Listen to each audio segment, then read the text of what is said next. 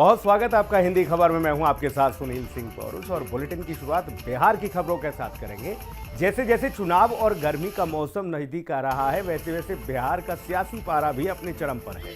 3 मार्च को पटना के गांधी मैदान में जन विश्वास रैली में लालू प्रसाद यादव ने प्रधानमंत्री मोदी को लेकर निजी हमले किए और इसके बाद बीजेपी की तरफ से पलटवार होना शुरू हो गया। बिहार के उप मुख्यमंत्री सम्राट चौधरी ने लालू यादव को खुला चैलेंज दिया है। सम्राट चौधरी ने कहा कि देश में राम विरोधी लालू प्रसाद यादव हैं। उन्होंने कहा कि हम सब मोदी का परिवार हैं। सम्राट चौधरी ने कहा कि आरजेडी के लोग जिस सीट पर लड़ने के लिए कहेंगे उस पर लड़ने के लिए मैं तैयार हूं।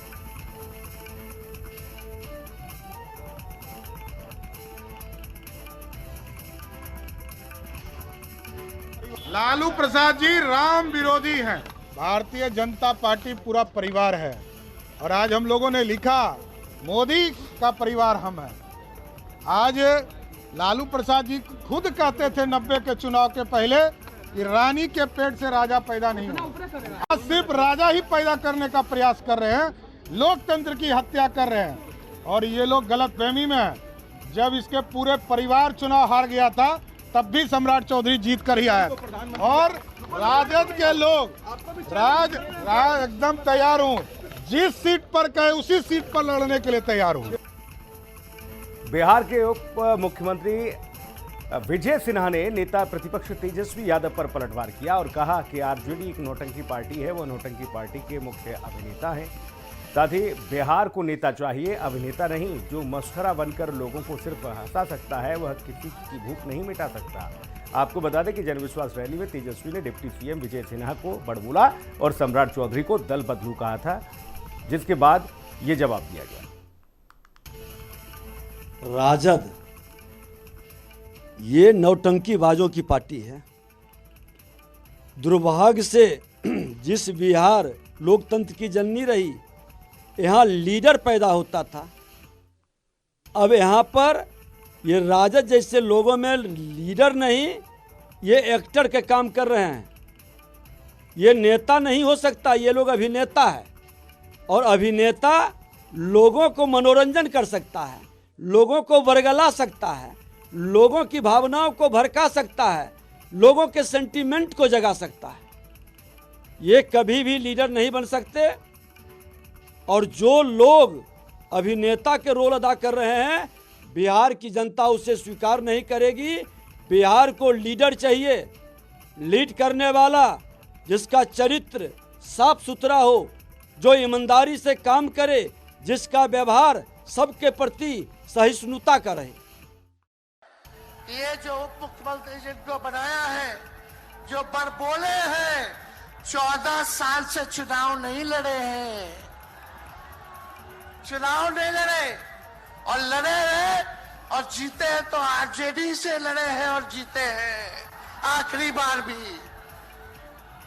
अरे हमारे चाचा तो पलटी मारते ही हैं, लेकिन सम्राट चौधरी भी काम नहीं है, 5-5 पार्टी बदल चुके हैं। बीजेपी के राष्ट्रीय प्रवक्ता अजय आलोक ने आरजेडी प्रमुख लालू यादव पर पलटवार किया और कहा कि वो बीमार हैं, कुछ भी अनाप शनाप बोलते हैं। प्रधानमंत्री मोदी का परिवार सारा देश है। वैसे भी जिस व्यक्ति ने संन्यास की दीक्षा ले ली हो उसका कोई भी अपना परिवार नहीं होता है। आपको ये बता दें कि जनविश्वास महारैली में लालू यादव ने प्रधानमंत्री मोदी को लेकर कटाक्ष किया था और कहा कि वो व्यक्ति क्या समझेगा परिवार और पुत्र क्या होता है जिसका अपना कोई परिवार ना हो। लालू यादव जी को लगता बीमारी के साथ साथ आंख में मोतियाबिंद भी हो गया है, दिखाई कम देता है लगता है। अरे मंच पे राहुल गांधी बैठे हुए थे, नहीं दिखे? पारसी पिता ईसाई माता के पुत्र हिंदू नहीं हैं। राहुल गांधी दिखे नहीं, पीएम मोदी दिख गए, जिसने 18 वर्ष 19 वर्ष की उम्र में संन्यास ले लिया था, परिवार का त्याग कर दिया था, सारे रिश्तों का त्याग कर दिया था। इतनी भी समझ नहीं है कि जो संन्यास ले लेता है उसके साथ किसी का तरह का कोई बंधन नहीं होता है। लालू यादव ने पटना के गांधी मैदान में जनविश्वास महारैली के दौरान प्रधानमंत्री नरेंद्र मोदी को गैर हिंदू क्या करार दिया। बिहार में सत्ताधारी दल जेडीयू और विपक्षी दल आरजेडी में महासंग्राम छिड़ गया। सुनिए जेडीयू प्रवक्ता नीरज कुमार और आरजेडी प्रवक्ता मृत्युंजय तिवारी के बीच हुई जुबानी जंग के जहरीले बोल।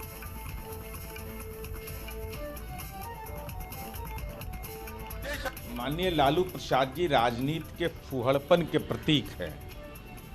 इतिहास गवाह है, सत्ता के मद में जब ये थे तो पोथी पतरा जलाते थे, और जब जेल आना जाना शुरू हुआ तो इनको भगवान याद आ गए। इसके पहले तो ये ऐसे व्यक्ति थे जो धार्मिक परंपराओं की धज्जी उड़ाते थे। तो हिंदू धर्मों का जो संस्कार है, जो संस्कृति है, आदरणीय लालू प्रसाद जी ने कहा कि उसका पालन तो आदरणीय प्रधानमंत्री जी नहीं करते तो वो हिंदू कैसे हो गए। तो उदाहरण के साथ उन्होंने कहा, तो जनता ने गांधी मैदान से भर दिया हुंकार कि सिंहासन खाली करो कि जनता आती है। तो लालू प्रसाद जी ने जब जनता का आह्वान कर दिया कि दिल्ली की हुकूमत को, बीजेपी को उखाड़ फेंकना है, तो इसके लिए पूरा देश में हवा कल से बदल गया भाजपा के खिलाफ। अब तो उम्मीदवार भी सिंबल और टिकट वापस कर रहे हैं, लड़ने से इनकार कर रहे हैं। बिहार में फिर से चली है तबादला एक्सप्रेस। एक साथ आपको बता दें कई एसडीओ और डीडीसी का तबादला हुआ है। राज्य सरकार ने बड़े पैमाने पर तबादला किया है। 76 अफसरों का ट्रांसफर हुआ। आपको बता दें कि 16 अनुमंडल में नए एसडीओ की यहां पोस्टिंग की गई है, जबकि डीडीसी से लेकर एडीएम तक बदले गए हैं।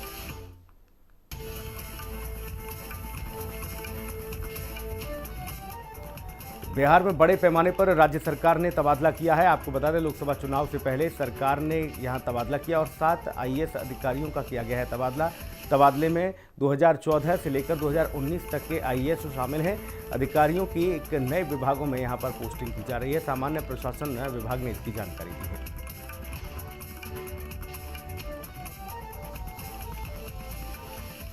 अब एक दिलचस्प खबर बिहार के गया जिले से आई है, जहां पर झट मंगनी पट ब्याह हो गया। घर वाले नहीं माने तो मुखिया प्रतिनिधि संजय यादव ने शादी करवाने का बीड़ा उठाया और फटाक से पंडित को बुलाया और झटाक से प्रेमी जोड़े का ब्याह करा दिया। दूल्हा दुल्हन की तरफ से कोई भी शामिल नहीं हुआ, तो वहीं ग्रामीण ही बाराती बन गए। कोई युवक दुल्हन का भाई बन गया तो किसी ने कन्यादान का फर्ज अदा कर दिया। कोंच प्रखंड स्थित आंती पंचायत भवन में हिंदू रीति रिवाज से दूल्हा बने रोहित ने दुल्हन कविता की मांग में सिंदूर भर दिया। ग्रामीणों ने एक स्वर में हरि बोल के नारे लगाए। पलक झपकते ही प्रेमी जोड़ा नव दंपत्ति बन गए। जाहिर है प्यार को मकाम मिल गया तो दुल्हन भी खुश हो गया। पिताजी का नाम? कब से प्रेम चल रहा था आप लोगों का? अच्छा, मर्जी से शादी किया ना? कहीं कोई दिक्कत ना है?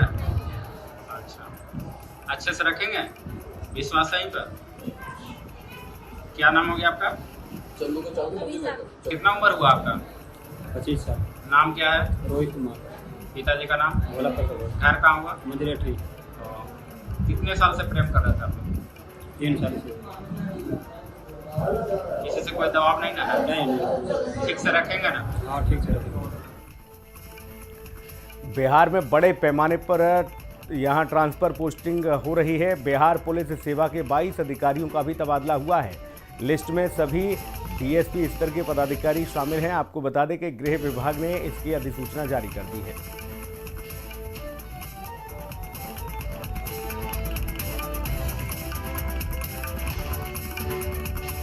गृह विभाग ने इसकी जानकारी दी है। बिहार में बड़े पैमाने पर अब ट्रांसफर पोस्टिंग हुई है। खबर भागलपुर से है, जहां पर करीब 1400 राम भक्तों का जत्था आस्था एक्सप्रेस ट्रेन के जरिए प्रभु श्री राम के दर्शन करने के लिए अयोध्या रवाना हुआ। श्रद्धालु प्रभु श्री राम के लिए भागलपुर से सौगात के रूप में कतरनी, चूड़ा, चावल के साथ ही सिल्क के आकर्षक परिधान लेकर अयोध्या रवाना हुए। आस्था एक्सप्रेस में प्रभु श्री राम, माता सीता और हनुमान कोच बनाया गया। आस्था एक्सप्रेस ट्रेन को बीजेपी नेता शहनवाज हुसैन और डॉक्टर मृणाल शेखर ने हरी झंडी दिखाकर रवाना किया। इस दौरान पूरा स्टेशन परिसर जय श्री राम के नारे से गूंजा।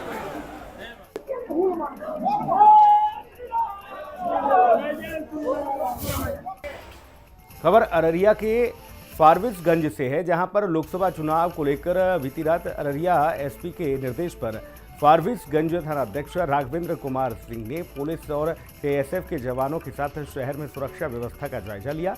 आपको बता दें कि भारत नेपाल सीमा का बड़ा भूभाग अररिया जिले का फारबिसगंज अनुमंडल क्षेत्र में लगता है। भारत नेपाल के बीच यहाँ पारगमन संधि के तहत तीसरे देश से आयातित सामानों को ले जाने के लिए देश के अलग अलग बंदरगाह से बिहार के जोगबनी और रक्सौल सीमा ही मालवाहक वाहन गुजरते हैं। हर दिन सैकड़ों की संख्या में मालवाहक गाड़ियां नेपाल जाती हैं, जिसको लेकर प्रशासन ने फ्लैग मार्च किया। उधर बिहार में शराब के बाद अब मांगुर मछली की तस्करी जोरों पर है। आपको बता दें कि फारबिसगंज और नरपतगंज पुलिस ने यहां मांगुर मछली लोड 2 ट्रकों को जब्त किया, जिनमें 7 टन मछली जब्त की गई है। मछलियों का आपको बता दें कि ये ट्रक अररिया होते हुए सुपौल की तरफ जा रहा था। पुलिस ने फारबिसगंज में 3 जबकि नरपतगंज में 2 लोगों को हिरासत में लिया है। पुलिस ने हिरासत में लिए ड्राइवर से पूछताछ शुरू की। अररिया एसपी अमित रंजन ने बताया कि चुनाव को लेकर जिले में कई जगहों पर इंटीग्रेटेड पोस्टर बनाए गए हैं, जिनमें वाहन जांच के दौरान अररिया पुलिस ने यह कार्रवाई की। कई इंटीग्रेटेड चेक पॉइंट्स स्थापित किए गए हैं। इन चेक पॉइंट्स पे सघन चेकिंग की जा रही है। इसी चेकिंग के दौरान फारबिसगंज थाना अंतर्गत एक ट्रक को सीज किया गया है और मत्स्य डिपार्टमेंट को बुलाया गया है। उस ट्रक की जांच कर रहे हैं। जांच के बाद जो है स्पष्ट होगा कितनी मछली है। उसमें अवैध जो आपका इलीगल मछलियाँ हैं उसका परिवहन हो रहा था, उसको रोका गया है, उसको सीज किया गया है और मत्स्य डिपार्टमेंट की रिपोर्ट के बाद अग्रतर कार्रवाई की जाएगी। उसी तरीके से नरपतगंज थाना अंतर्गत एक चेक पॉइंट में भी एक ट्रक को सीज किया गया है, इसमें भी अवैध मछलियाँ हैं। उसकी भी जांच रिपोर्ट आने के बाद अग्रतर कार्रवाई की जाएगी। रोहतास जिले के कोचस ब्लॉक क्षेत्र के प्राथमिक विद्यालय कटियरा में अज्ञात चोरों की ओर से चोरी की घटना को अंजाम दिया गया। बताया जा रहा है कि सफाई कर्मी जब स्कूल में झाड़ू लगाने आए तो देखा कि समरसेबल चोरों ने चोरी कर लिया और स्कूल के 4 कमरों के ताला तोड़कर उसमें रखे सामान को भी तस्करी कर दिया। वहीं इस मामले में स्कूल के प्रिंसिपल की ओर से थाने में FIR दर्ज कराई गई।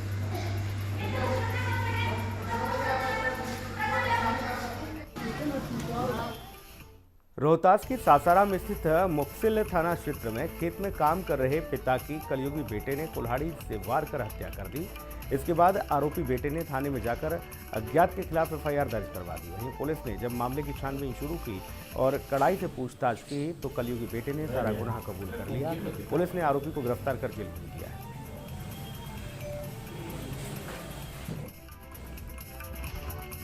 खबर बिहार के किशनगंज से है, जहां पर शहर के रुईधासा रेलवे ओवर ब्रिज के पास नाले में मिला युवक का शव और इसके शव मिलने से सनसनी फैल गई। जानकारी के मुताबिक मृतक युवक की पहचान रुईधासा निवासी ऋषि सिंह के रूप में की गई। लगभग 1 घंटा पहले सूचना मिली कि एक बॉडी देखा गया है नाले में, रेलवे का यहाँ पे है, बगल में रेलवे पटरी के बगल में नाला है। इसी में देखा गया है कि उसका बॉडी को निकाल कर पोस्टमार्टम के लिए भेजा जा रहा है। आगे जो भी कार्रवाई होगी।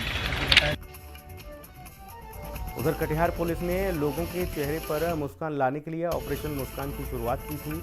इसके तहत पुलिस अधीक्षक जितेंद्र कुमार ने ऑपरेशन मुस्कान के तहत 50 से ज़्यादा लोगों का उनका खोया हुआ मोबाइल लौटाया है। तो वहीं खोया हुआ मोबाइल मिलने से लोगों के चेहरे पर मुस्कान देखने को मिली और लोगों ने पुलिस प्रशासन का शुक्रिया अदा किया।